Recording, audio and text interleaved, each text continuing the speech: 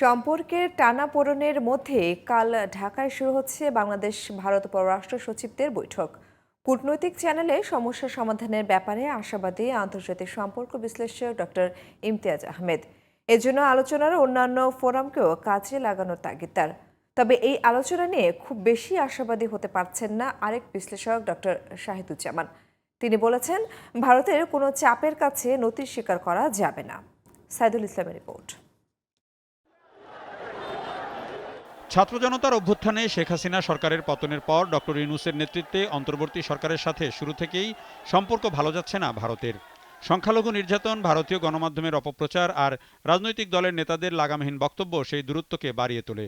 ISKCON নেতা চিন্ময় দাসের গ্রেপ্তার আর এই ঘটনাকে কেন্দ্র করে আইনজীবী আলিফের হত্যাকাণ্ড এবং কলকাতা ও আগরতলায় বাংলাদেশ মিশনে পুলিশের উপস্থিতিতে হামলার পর দুই প্রতিবেশীর সম্পর্কের ধরন নিয়ে নতুন ভাবনার জন্ম দেয়।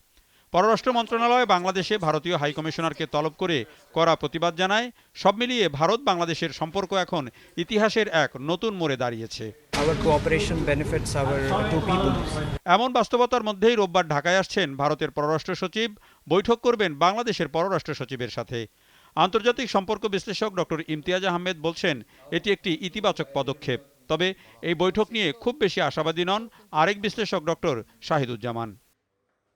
রাতারাতি যে ঠিক হবে তা না, তবে আমি মনে করি সব মাধ্যমেরই মানে কাঠামোরই কিন্তু দায়িত্ব আছে। এটা মিডিয়াদেরও দায়িত্ব আছেন, এটা যারা ব্যবসায়ীরা আছেন তাদেরও দায়িত্ব আছেন। দুই দেশেরই তারা যদি তাদের দায়িত্ব নিয়ে, তাদের পেশা দায়িত্ব নিয়ে কথা বলেন, তাহলে আমরা একটা পর্যায়ে আমরা যাব। আমার মনে হচ্ছে ভারত সহজে তার পথ থেকে সরে আসবে না। তাদের পররাষ্ট্র সচিব আসবে, এসে চাপ সৃষ্টি করবে। তাদের যে বিজেপি সরকার এখন রয়েছে, তাদের একরোখা নীতি। এই আগামীতে যিনি আসছেন, তিনি দাবি করবেন যেসব চুক্তি হাসিনা সই করেছে সেসব চুক্তি মেনে চলতে হবে। এখন এটা তো প্রশ্নই ওঠে না। আলোচনায় সংখ্যালঘু নির্যাতনের অপপ্রচারের বিষয়ে প্রকৃত তথ্য তুলে ধরার পরামর্শ বিশ্লেষকদের। বড় দেশ বলেই ভারতের চাপের কাছে নতি স্বীকার করার কারণ নেই বলেও মনে করেন তারা। সব যে প্রপার চ্যানেল থেকেই জানছি তা না, আমাদের বিভিন্ন চ্যানেলগুলো আছে। তো ওই জায়গায়ও অ্যাড্রেস করা, যেন ওটা যদি ওই সমালোচনাটা হয়েছে, সমালোচনাটা যেন না থাকে।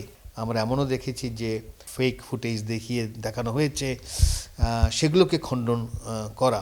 তাদের সচিব যদি এসে বলে আপনারা চীনের সাথে, পাকিস্তানের সাথে সম্পর্ক উন্নয়ন করছেন, তো এখন সেটাও যদি আপত্তি হয়, তাহলে তো এটা সরাসরি আমাদের বাস্তব অধিকারে হস্তক্ষেপ করা। আমরা তো ভারতকে কখনো ওরকম চাপ দেই না। কোনো দেশ যতই বড় হোক আর যতই শক্তিশালী হোক, অন্য কোনো দেশের সাথে এ ধরনের চাপ দিয়ে পার পায় না।